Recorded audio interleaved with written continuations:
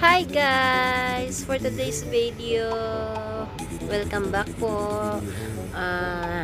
Ito yung ano kami, field trip kasama ng aming mga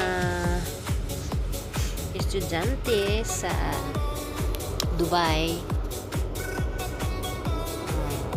Ano bang tawag nitong ano na to? Nakalimutan ko guys kung anong lugar to. Basta, kasama namin yung mga estudyante namin dyan. Ayan po. At ang aking kapatid, na bago pa lang siya dito sa UAE. At that time, sinama ko sa trip na yan. At ayan, ikot-ikot siya, bitbit ang kanyang ano-anong toys na galing sa kanyang sa aking mga estudyante. Actually guys, nag-enjoy talaga kami dyan kasi tuwing mag-trip kami is kasama din kami na sa loob. Supposedly napakamahal ng entrance pero para sa amin libre naman, so why not, diba? Sulit din naman ang aming pagod.